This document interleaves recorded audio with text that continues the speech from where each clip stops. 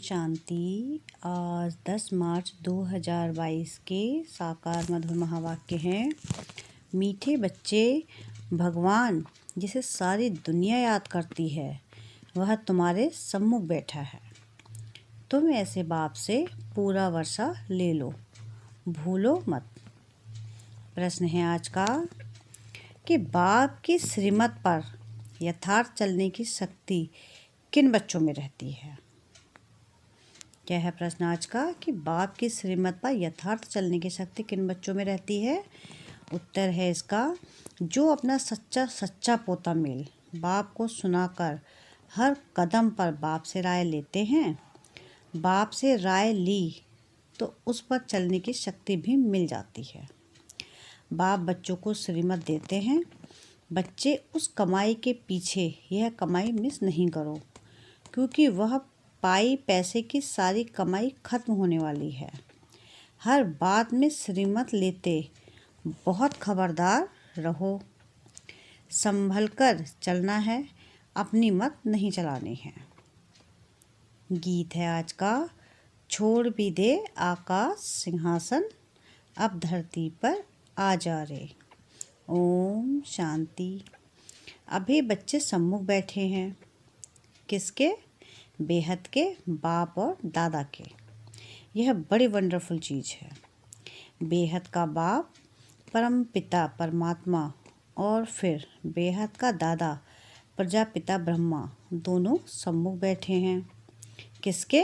बच्चों के। तो यह जैसे ईश्वरीय कुटुंब परिवार बैठा है और बेहद का बाप बैठ बच्चों को पढ़ा रहे हैं अथवा सहज राजयोग सिखला रहे हैं। यह बुद्धि में रहे तो खुशी का पारा भी चढ़े। गीत भी ऐसे कहते हैं कि बाबा आओ, इस समय बहुत दुख है, आह्वान करते रहते हैं और यहाँ तुम्हारे सम्मुख बैठे हैं। तुम जानते हो बेहद का बाप इस दादा द्वारा हमको पढ़ा रहे हैं। बच्चों में भी नंबरवार पुरुषार्थ अनुसार बुद्धि में निश्चय है। बैरिस्ट्री पढ़ते हैं तो जरूर निश्चय होगा ना। यह हमको बैरिस्ट्री पढ़ाते हैं, फलाना सर्जन हमको सर्जरी सिखा रहे हैं। यह ऐसी वंडरफुल चीज़ है कि अभी अभी कहते हैं हमको पक्का निश्चय है। बेहद का बाप निराकार हमको पढ़ाते हैं, राजयोग सिखलाते हैं। अभी अभी कहाँ बाहर गए तो निश्चय टूट पड़ता। वंडर है ना। भगवान जिसको सारी दुनिया याद करती, वही बच्चों के सम्मुख बैठ कहते हैं, बच्चे अब अच्छी रीति बाप से वर्षा लेने का पुरुषार्थ करो। समझते भी हैं फिर सेकंड में भूल जाते हैं। तुम बेहद के बाप के सम्मुख बैठे हो और श्रीमत पर चलना होता है कदम कदम पर, लेकिन चलेंगे वही जिनका सारा समाचार बाप को मालूम होगा। बच्चों की रहनी करनी आदि का पूरा समाचार बाप के पास आना चाहिए, तो बाप को भी मालूम पड़े और उस रीति फिर समय प्रति समय राय देते रहें। कदम कदम पर श्रीमत लेनी पड़े। यह है गॉड फादरली यूनिवर्सिटी। इसमें अच्छी रीति पढ़ना है। ऐसे नहीं आज पढ़ा फिर कब कोई काम पड़ा तो पढ़ाई मिस कर दी। वह सब काम हैं पाई पैसे के। इस दुनिया में मनुष्य जो भी कमाई करते हैं वो कोई रहने वाली नहीं है, सब खत्म हो जाने वाली है। बाप कमाते हैं बच्चों के लिए, समझते हैं पुत्र पौत्रे परपौत्रे खाते रहेंगे। फिर बच्चा जब बाप बनेंगे तो वह अपने बच्चों के लिए कोशिश करेंगे। अब तो विनाश सामने खड़ा है, तो बाप को जब बच्चों के पोता मेल का मालूम पड़े तब तो मत दे। कदम कदम पर पूछना पड़ता है, ऐसे नहीं कोई विकर्म हो जाए। यह है बेहद का घर। बाप ऐसे बैठ समझाते हैं जैसे हूबहू हद के घर में लौकिक बाप समझाते हैं। सब बच्चे जानते हैं हम ब्राह्मण हैं। कोई से पूछो भगवान तुम्हारा क्या लगता है तो कहेंगे वह तो सबका बाप है। फिर पूछो वह कहाँ रहते हैं तो कह देंगे सर्वव्यापी है। बेहद के बाप को नहीं जानते। तुम बच्चे अभी बाप को यथार्थ रीति जानते हो। तुम बच्चे अभी बाप को यथार्थ रीति जानते हो तो तुम्हें दैवीय मत पर चलना है। बाप आए हैं देवी देवता बनाने के लिए। कदम कदम श्रीमत पर चलना पड़े। पंडे लोग यात्रा पर ले जाते हैं तो खबरदार करते रहते हैं। कहते हैं संभल कर चलो। ऐसे भी बहुत हैं जो तीर्थों आदि को नहीं मानते,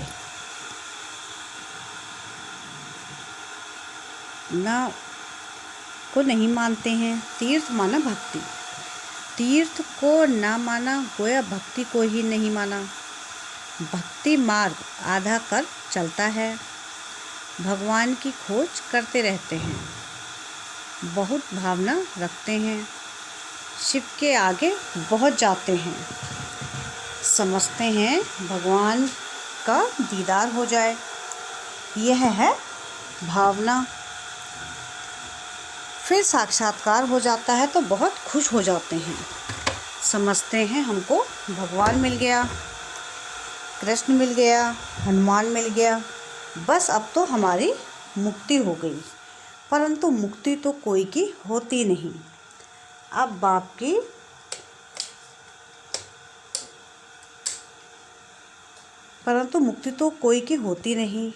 अब बाप अच्छी रीति बैठ समझाते हैं। मीठे बच्चे, अब एक तो सबको बाप का परिचय दो। इस समय सब निधन के हैं, तुम भी निधन के थे। अब बाप द्वारा तुम सब कुछ समझते जाते हो। कहते हैं ना हम नीच पापी हैं। भला ऐसा नीच किसने बनाया, किसको भी मालूम नहीं है। कोई भी अपने को मूर्ख नहीं समझते हैं। यह ड्रामा अनादि बना हुआ है। सबको नीचे जाना ही है, भ्रष्टाचारी बनना ही है। तो यह ख्याल करना चाहिए कि हम भगवान की फैमिली हैं। भगवान हमारा बाप है तो ज़रूर हम विश्व के मालिक होने चाहिए। फिर हमारी ऐसी दुर्गति क्यों हुई है, यह किसको भी बुद्धि नहीं चलती है। एक तरफ कहते परमात्मा सर्वव्यापी है, दूसरी तरफ कहते शांति कैसे स्थापन हो। मूंछ पड़े हैं, कॉन्फ्रेंस करते रहते हैं, समझाने से भी समझते नहीं हैं। उन्हों को समझना है अंत में। तुम बच्चों को योग में रहकर कर्मातीत बनना है। तुम ही संपूर्ण निर्विकारी थे, फिर बनना है। बाकी जो इतने धर्म हैं वह सतयुग में नहीं होंगे। जो सतयुग में थे वही बहुत समय से अलग हुए हैं। उनके लिए ही कहा जाता है सिकिलधे। आत्मा परमात्मा अलग रहे बहुकाल। कौन सी आत्माएं पहले पहले परमधाम से आई यहाँ पाठ बजाने। पहले आती हैं देवी देवता धर्म की आत्माएं पाठ बजाने। उन्हों को ही अपने धर्म में लाना होगा। बाप कहते हैं उनके लिए ही आना पड़ता है। साथ में सबके लिए भी ज़रूर आना पड़े, क्योंकि सबको मुक्ति देनी है। अब देवता धर्म है नहीं, उनका ही सैम्पलिंग लगना है। कोई किस धर्म में कोई किस धर्म में चले गए हैं, वही निकल पड़ते हैं। यह धर्म की स्थापना कितनी वंडरफुल है। तब तो कहते हैं हे प्रभु तेरी श्रीमत गति सदगति की बड़ी वंडरफुल है, जो कोई समझ न सके। देवी देवता धर्म की स्थापना कैसे होती है। इतना समय जो पतित देह अभिमानी बन पड़े हैं, उनके लिए फिर देह अभिमानी बनना, इसमें मेहनत लगती है। घड़ी घड़ी भूल जाते हैं। बाबा कहते हैं उठते बैठते मुझे याद करो। विकर्मों का बोझा तुम्हारे ऊपर बहुत है।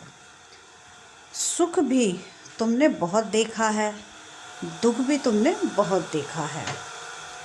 अब फिर दुख से तुमको सुख में ले जा रहा हूँ, तो श्रीमत पर चलना पड़े। और फिर औरों को भी याद दिलाते हैं। सृष्टि चक्र का राज समझाना बड़ा सहज है। उनको ही त्रिकालदर्शी कहा जाता है। बाबा ने समझाया है, बोलो भगवान के तो तुम बच्चे हो ना। भगवान है स्वर्ग का रचयिता, तो भगवान से ज़रूर स्वर्ग का वर्षा मिलना चाहिए। यह बात तुम ही जानते हो और तुम ही पूछ सकते हो। कहते हैं ईश्वर ने पैदा किया तो तुम ईश्वर के वारिस होने चाहिए ना। ईश्वर बाप स्वर्ग का रचयिता, फिर तुम नरक में क्यों पड़े हो? यह तो तुम जानते हो, हम पहले स्वर्ग में थे। रावण ने हमको नरक में ढकेला है। रावण क्या चीज़ है यह भी कोई नहीं जानते। तुम याद दिला सकते हो, भारत ही प्राचीन स्वर्ग था और भारतवासी स्वर्ग के मालिक थे। अब ही भारत नरक बना है। यह खेल बना हुआ है। राम राज्य और रावण राज्य आधा आधा है। यही खेल है। फिर उनके बीच में क्या होता है वह भी डिटेल बैठ समझाते हैं। कोई बच्चे निश्चय बुद्धि हैं जो समझते हैं हम बाप के सामने बैठे हैं। बाबा त्रिनेत्री त्रिकालदर्शी है, त्रिमूर्ति है। ब्रह्मा विष्णु शंकर का भी रचयिता है। त्रिमूर्ति शिव के बदले त्रिमूर्ति ब्रह्मा का नाम रख दिया है। अब त्रिमूर्ति का रचयिता ब्रह्मा कैसे हो सकता है? गाते भी हैं ब्रह्मा द्वारा स्थापना, शंकर द्वारा विनाश, तो रचयिता जरूर कोई दूसरा होगा। इतनी छोटी बात को भी कोई समझते नहीं है। शिव बाबा ब्रह्मा द्वारा स्वर्ग का वर्षा देंगे और क्या देंगे? विष्णुपुरी कौन स्थापन करते हैं? बाप विष्णुपुरी अर्थात लक्ष्मी नारायण का राज स्थापन कर रहे हैं। यह भी किसको मालूम नहीं है। विष्णु का अलग चित्र बनाए उनको नर नारायण कहते हैं और लक्ष्मी नारायण का फिर अलग अलग बना दिया है। चित्र कैसे वंडरफुल बना हुआ है। तुम बच्चों को प्रदर्शनी में समझाना होता है। प्रदर्शनी हो और बच्चे अपने ही धंधे में लगे रहे तो थोड़े ही समझेंगे कि इसने बाबा को पहचाना है। बाप समझ जाते हैं यह खुद ही पूरा समझा हुआ नहीं है, तब तो सर्विस पर नहीं भागते हैं, नहीं तो झट सर्विस पर भागना चाहिए। अंधों की लाठी ना बने तो गोया खुद ही अंधे हैं। बाबा को जानते नहीं। किसको कहना थोड़ी ही होता है कि तुम सर्विस पर जाओ, आप ही आना चाहिए। बाबा हम सर्विस पर जा सकते हैं, आप परमिशन दो। बाबा जानते हैं कौन कौन सर्विस कर सकते हैं। ऐसा कोई लिखता नहीं है कि हम बाबा हम रेडी हैं। मनुष्यों को कौड़ी से हीरे जैसे बनाना है। अगर 10, 20, 50 रुपया नहीं कमाया तो क्या हुआ? बहुतों का कल्याण करना है, परंतु पूरी पहचान नहीं। कोर्टों में कोई जानते हैं। हमारे पास भी थोड़े बच्चे हैं सर्विसेबल, जिनको टेलीग्राम करके बुलाना पड़ता है। आप ही नहीं कहते हैं बाबा हम तैयार हैं। बाबा देखते हैं किसको सर्विस का शौक़ है। मनुष्य जो जानवर मिसल बन पड़े हैं उनको देवता बनाना है। तुम बच्चों को निरअहंकारी बनना है। हेड में तो बड़ी विनम्रता चाहिए। हेड में तो बड़ी नम्रता चाहिए। बाप कितना निरअहंकारी है। कोई बच्चों में बहुत अहंकार है। जैसा कर्म मैं करूँगी मुझे देख और भी करेंगे। उसका दंड उनकी अवस्था गिर पड़ेगी। बाबा कहते हैं बच्चे तुम्हें सब कुछ अपने हाथ से करना है। बाबा कैसे साधारण रीत से पढ़ाते हैं। मनुष्य तो समझते हैं वह सर्वशक्तिमान है, क्या नहीं कर सकते हैं, परंतु बाबा कहते हैं मुझे तो सर्वेंट बनकर आना पड़ता है। कहते भी हैं हे ज्ञान के सागर पतित पावन आओ, सुख के सागर आओ, आकर हम पतितों को पावन बनाओ। बाप को आकर ऐसी सर्विस करनी पड़ती है। कहाँ आकर रहना पड़ता है, कैसे कैसे विघ्न पड़ते हैं। लाखा भवन को आग लगाते थे। सभी प्रैक्टिकल में हो रहा है। बाबा तो सारे पाठ को जानते हैं, हम नहीं जानते। बाप कहते हैं मुझे आना पड़ता है। भगवान खुद कहते हैं मुझे गाली खानी पड़ती है। सबसे जास्ती गाली मैं ही खाता हूँ। भक्ति मार्ग में भी गाली ही देते हैं। 3 पैर पृथ्वी के भी नहीं मिलते, फिर भी कितना निरअहंकारी पने से पाठ बजा रहे हैं। मम्मा बाबा बच्चों को सिखलाने के लिए सब कुछ करते हैं। कितना नीचे उतरना पड़ता है। पतितों को पावन बनाना है। मूत पलीती कपड़ों को धोना है तो धोबी भी है, सोनार भी हैं। सबको गला गला कर सच्चा सोना बनाते हैं। सबको गला गला कर सच्चा सोना बनाते हैं। अच्छा, मीठे मीठे सिकिल दे बच्चों प्रति माता पिता बाप दादा का याद प्यार और गुड मॉर्निंग। रूहानी बाप की रूहानी बच्चों को नमस्ते।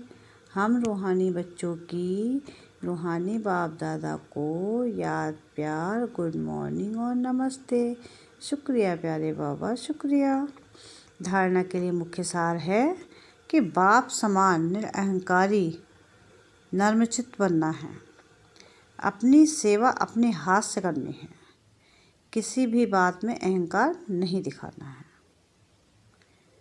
क्या है पहली पॉइंट कि बाप समान निरअहंकारी और नर्मचित्त बनना है। अपनी सेवा अपने हाथ से करनी है।